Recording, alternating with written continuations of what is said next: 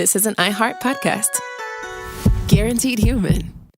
With no fees or minimums on checking accounts, it's no wonder the Capital One bank guy is so passionate about banking with Capital One. If he were here, he wouldn't just tell you about no fees or minimums. He'd also talk about how most Capital One cafes are open 7 days a week to assist with your banking needs. Yep, even on weekends. It's pretty much all he talks about, in a good way. What's in your wallet? Terms apply. See CapitalOne.com/bank. Capital One, N.A., member FDIC. You see it instantly. It's Coldwater Creek, the mark of exceptional workmanship and signature touches inspired by a Mountain West heritage. Distinctive styles created from quality fabrics, silhouettes perfected with just the right drape, feel-good fits offering ease of movement, and thoughtful details to elevate your look. Coldwater Creek's authenticity is embodied in every piece, embracing its confident spirit that carries through to today. Discover Coldwater Creek clothing, designed to fit your life the way you want. For a wardrobe you can count on season after season, visit coldwatercreek.com. Shop the new spring collection at 20% off $75 or more with code IHEART20. Brought to you by the reinvented 2012 Camry. It's ready. Are you? Welcome to Stuff You Should Know from HowStuffWorks.com. Hey, and welcome to the podcast. I'm Josh Clark. Here's Chuck Bryant. I'm here. Okay, Chuck, do your best Elvis impression. Man, I don't do that kind of thing. That was actually pretty good, Chuck. That's the last time I'm going to do that during this podcast, by the way. Okay, that's fine. That's fine. That'd be really obnoxious. This podcast, by the way, is How Graceland Works, which makes sense, right? Right. Can you do Elvis? No, not at all. I'm not even going to try. And I'll tell you somebody else who can't do Elvis is a guy named Matt Hale. Have you heard of this guy? It rings a bell. He's a British radio producer who just happens to really like Elvis. Mm-hmm. And one day he was going through some secondhand store, I guess in London, and found a white jumpsuit.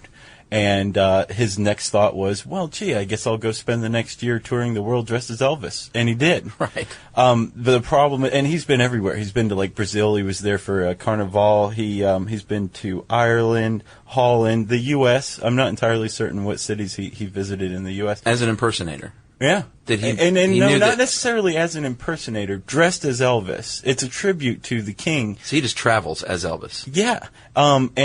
So I guess the reason I hesitate to call him an impersonator is because he visited Australia, and I guess that's where they have like the biggest Elvis festival, Elvis Fan Fest in the world. And he placed dead last out of God knows how many Elvis impersonators for look-alike and sound-alike contests. So I think you may have beaten Matt Hale had you been there. Right, and I don't even have a jumpsuit. But anymore. No. Okay, so I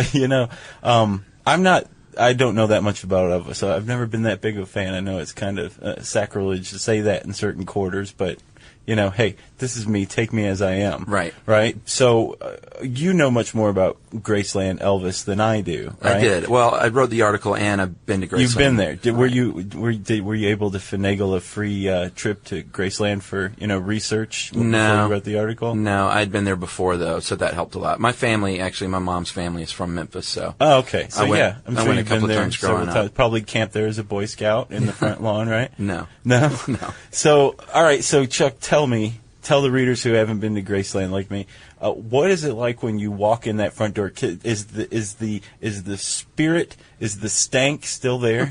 Well, the stank is still there. Yeah, it's it's unlike any other house that you've ever been to. Probably, like it might smack. Those of us that are probably in our 30s or older, have fond memories of their houses in the 70s and the shag carpet and stuff like that. So it kind of smacks of that, but to degrees that you can't even imagine, because of course it's Elvis, and he was loaded, for the time. He had a lot of money. Yeah. So he could afford, gold-plated everything, and, shag carpet on the ceiling and on the walls, and it's just, his taste is well documented. Right. Well, I mean, the jumpsuits alone kind of do it. Right, exactly. I mean, how much money did that man spend on sequins?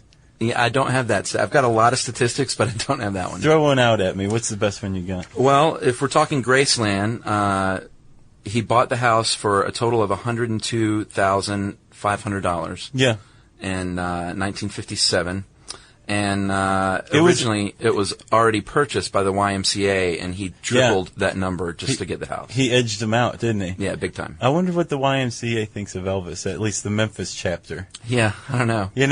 Because, I mean, he just kind of stepped in and said, no, I'm taking it. Right. He's their favorite son, though, so I imagine they were pretty cool with it. They were cool with it. Yeah. What, the house was already named Graceland when he bought it, wasn't it? Yeah, it was. I think a lot of people probably think he named it Graceland, like after his mother, Grace. That's what I thought, yeah. That's not even his mom's name. His mom's No, it's Gladys, right? Ah, there you go. Yeah, it was the original owners, Dr. and Mrs. Thomas Moore.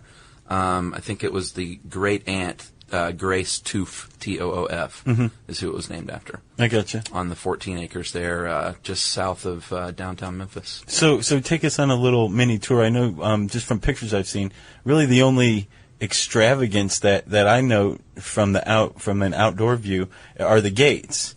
But if you look at the house, it looks like, you'd expect to see an old retired farming couple living inside there. Yeah, it's a classic revival is the official, that's the architectural style is what they call it. Yeah. And, from the outside it doesn't look like much, but at the time, this is late 50s. It was the nicest house in Memphis at the time. Yeah, right? I mean, there may be some debate there, but he always told his parents he would buy them the nicest house in Memphis once he made it big. And he was saying this as a little kid? Yeah, he knew he was due for stardom. Right? I did not realize that. I always had the impression that he kind of stumbled bottom backwards into it. No, he knew he was destined for stardom, and he actually bought the house when he was 22, which is just crazy when you think about he was just a kid. Yeah, oh yeah. And he bought the best house in Memphis. It's very impressive. So you walk in, there's a foyer. Yeah, you walk in the foyer, and when you're in the foyer, you're actually directly beneath the bathroom. Where he passed away, and they don't tell you that on the tour, because it's kind of a macabre way to begin the tour. Exactly. Look up. Right. That's where Elvis died. And so you walk in, and right in front of you are the steps that lead upstairs, and that's blocked off and has always been blocked off. Yeah. No one can go up there. Why? I mean, is there like some sort of secret love child that's chained to a radiator upstairs? No. Why would they keep it locked off? Well, when Elvis lived there, it was pretty much private area too. He always had Graceland was always really busy and always had tons of guests. And his Memphis Mafia was what his entourage was called. Yeah, you love those guys, don't you? Yeah, man, they're awesome. Yeah. I was going to say something else. They're very cool. Hey, everybody, get this. LinkedIn has grown to a network of over 1 billion professionals and 130 million decision makers. And that's where it stands apart from other ad buys. Yeah, for sure. You can target your buyers by job title, industry, company, role, seniority, skills, even company revenue, so you can stop wasting budget on the wrong audience. Yep, that's why LinkedIn Ads generates the highest B2B ROAS of all online ad networks. Seriously, all of them. And get this, if you spend $250 on your first campaign on LinkedIn ads, you get a free $250 credit for the next one. Just go to linkedin.com/SYSK. That's linkedin.com/SYSK. Terms and conditions apply. You see it instantly. It's Coldwater Creek, the mark of exceptional workmanship and signature touches inspired by a Mountain West heritage. Distinctive styles created from quality fabrics, silhouettes perfected with just the right drape, feel-good fits offering ease of movement, and thoughtful details to elevate your look. Coldwater Creek's authenticity is embodied in every piece, embracing its confident spirit that carries through to today. Discover Coldwater Creek clothing, designed to fit your life the way you want. For a wardrobe you can count on season after season, visit coldwatercreek.com. Shop the new spring collection at 20% off $75 or more with code IHEART20. And there was always just a lot of activity, people coming and going, guests in and out. People working there, obviously his staff. And so his upstairs was his retreat. That's where he went to chill out and do his private Elvis things. And so he didn't let people up there back then either. It was just kind of understood no one went up there. Right. So it's always been with kind of closed off. Yeah, keeping with those wishes, it's still closed off today. And apparently, this is really creepy. I didn't know this till I studied this. Untouched since he passed away. Apparently, in his bathroom, there's like his toothbrush and the squeezed toothpaste and stick of deodorant that he was using that day, and they didn't touch anything. Do you know what he was reading when he died? Including sweat stains on his pillow. What he was reading when he died, there's actually a little speculation. I can't remember, but there were 2 different books in the bathroom, and they don't know which one he was reading. But you can find out on the internet. I just didn't have that. I didn't include that in my article. I'm going to guess 1001 Arabian Nights. That's a real good guess. Thank you. I bet. I think one of them was actually a book on religion and spirituality, if that matters. Oh, okay. So you go into the foyer, To your right is one of the living rooms, the famous one with the 14-foot couch. Yeah. The 10-foot coffee table. 10-foot coffee table. That's a lot of coffee. That's a lot of coffee. And then beyond that is the upstairs music room with like his piano and stuff, which we would entertain people. Right. And you had also said that you made a point that he may have inadvertently created the man cave. And he had like a couple of them, and these are the ones that I was familiar with, like the jungle room, right? The TV room, yep. And I think these are just totally beyond cool. Like start with the jungle room. This sounds just super awesome. Well, yeah, super awesome or super tacky, depending on which way you want to look at it. Yeah, it's a fine line. Yeah, I think it was the original man room. It was originally a screened-in porch, and he had it converted when he and Priscilla got divorced, so she wasn't a part of this. She's always makes a note to say she was no part of the jungle room. Yeah. And, it's got like an African motif. It's got shag carpet on the walls and ceilings and floors. He had a working water fountain that leaked everywhere all the time. Yeah. That he had disconnected because of the leaks. And it provided soundproofing, so he ended up recording some music there in the jungle room. Yeah, you said he recorded one album and half of another one there. Yeah, right? half of Moody Blues, and I think live from Elvis Presley Boulevard in Memphis, Tennessee. Yeah, that's pretty cool. In its entirety. What about the TV room, Chuck? 3 TVs at once. Where did he get that idea? Yeah, that's downstairs. He got that idea from President Lyndon Johnson. Mm-hmm. He heard that he used to watch 3 newscasts at the same time to keep up with things. So Elvis he had to have the best, so he had 3 TVs built into the wall and watched football, apparently, not newscasts. I gotcha. And he had some, pretty cool toys. Like, I understand he had 2 jets. Yeah, he had 2 jets. He had one smaller private jet, and then he had a big honkin' 747, I think, called the Lisa Marie, which was... I actually know a story about that involves the Lisa Marie. Oh, boy. Yeah, so basically, I think it was 76. Elvis was sitting around with a couple of his buddies in the Memphis Mafia, right? Mm-hmm. And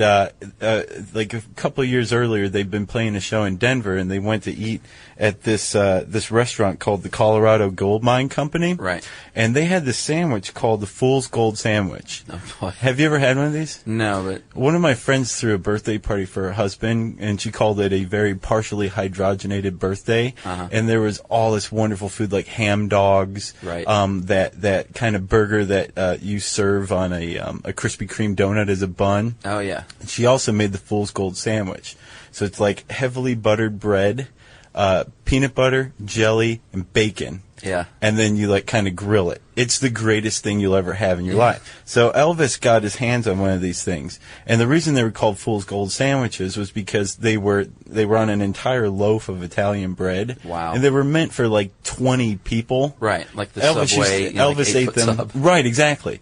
Elvis ate them apparently by himself, right? Right. So there's no telling how many pounds of bacon or Did he do like a cartoon? Did he shove it all in his mouth? I think like a time? duck, yeah. He just swallowed, no biting whatsoever. I believe it. But they call it Fool's Gold because only a fool would pay for it. They were like $50 sandwiches, and this is in the mid-'70s. Right. So anyway, they're sitting around one night in February '76, and one of the guys in his entourage says, hey, I wish I had one of those sandwiches right now.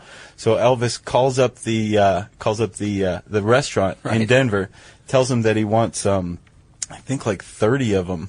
And he says that they'll be there in a couple of hours. So that's 180 feet of sandwich. Yeah, they fire up the Lisa Marie, get in the jet, go to the restaurant. Actually, I don't even think they made it to the restaurant. For this special order, the restaurateur and his wife showed up with the sandwiches, a case of champagne, and some other stuff. And I think they ate them in the hangar. Wow. And just for the tab for the food was like $3,000. But when you factor in all of the added expense, there's one late night trip. This is at 1 a.m. for these sandwiches came to $16,000 or something like that. Yeah. And that in today's dollar, that's probably $18,000.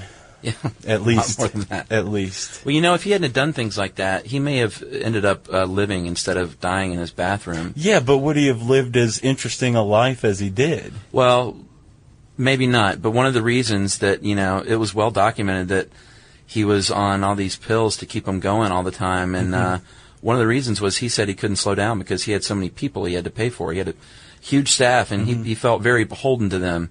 And didn't want to let them down, and he didn't want to lay people off. So he just had this killer, brutal schedule, later in life when he was really badly out of shape and on uppers, on downers to do whatever he needed. And maybe if he had been a little more wise with his money early on, he wouldn't have felt the need to tour incessantly like that. But he was never at any point poor once he made it, was he? No. He wasn't poor, but he definitely had a decline later in his career on the Vegas circuit. He wasn't. Sure. His album sales dropped, and basically the only way to make money was by playing just show after show after show. Gotcha.